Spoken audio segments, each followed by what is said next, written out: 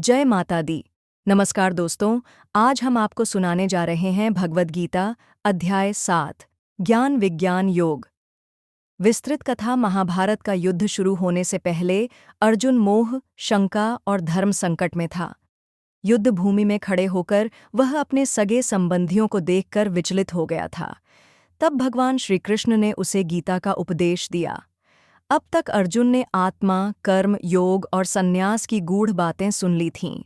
श्री कृष्ण कहते हैं, हे पार्थ, अब मैं तुझे वह परम ज्ञान दूंगा जिसे जान लेने पर इस संसार में कुछ और जानने को नहीं रह जाएगा। श्री कृष्ण बताते हैं कि उनके दो प्रकार के स्वरूप हैं, अपरा प्रकृति स्थूल और परा प्रकृति सूक्ष्म चैतन्य। यह है भौतिक जगत जिसे हम देख, सुन, छू सकते हैं। अब 7वें अध्याय में श्री कृष्ण उसे उस परम रहस्य की ओर ले जा रहे हैं, ज्ञान और विज्ञान, जो मनुष्य को परमात्मा से जोड़ देता है। इसमें 8 तत्व आते हैं: पृथ्वी, जल, अग्नि, वायु, आकाश, मन, बुद्धि, अहंकार। इनसे सारा संसार बना है। यह है श्री कृष्ण की अपरा प्रकृति। लेकिन इससे भी श्रेष्ठ है उनकी परा प्रकृति, जो जीव रूप में हर शरीर में निवास करती है। यही आत्मा है जो भगवान का अंश है। श्री कृष्ण कहते हैं, हे अर्जुन, संपूर्ण सृष्टि मुझसे उत्पन्न होती है और मुझमें ही विलीन होती है। श्री कृष्ण बताते हैं कि यह दुनिया माया से ढकी हुई है। यह माया इतनी शक्तिशाली है कि लोग उनके सच्चे स्वरूप को नहीं पहचान पाते। मेरी दिव्य योग माया को पार कर पाना बहुत कठिन है, लेकिन जो लोग मेरी भक्ति करते हैं वे इस माया से पार हो जाते हैं। भक्त 4 प्रकार के होते हैं: आर्त, जो दुख में भगवान को पुकारते हैं; अर्थार्थी, जो धन या इच्छा की पूर्ति के लिए भक्ति करते हैं; जिज्ञासु, जो केवल जानने की जिज्ञासा रखते हैं; ज्ञानी, जो भगवान को ही सर्वस्व मानते हैं।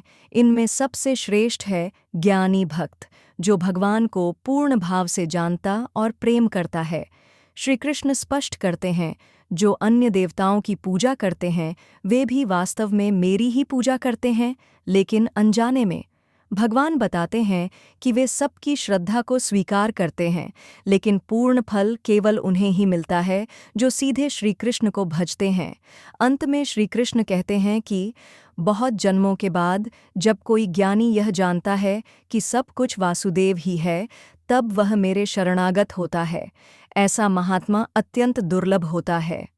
यह संसार भगवान के ही 8 भौतिक तत्वों से बना है, लेकिन उनसे भी श्रेष्ठ है उनकी चेतन पराशक्ति। जीवात्मा केवल भक्ति और श्रद्धा से ही भगवान को जाना जा सकता है। ज्ञानी भक्त ही सच्चे अर्थों में भगवान को पहचानते हैं। अन्य देवताओं की पूजा भी अंततः उसी परम तत्व तक ले जाती है। यह अध्याय हमें सिखाता है कि भगवान सर्वत्र हैं, जगत उनकी अभिव्यक्ति है।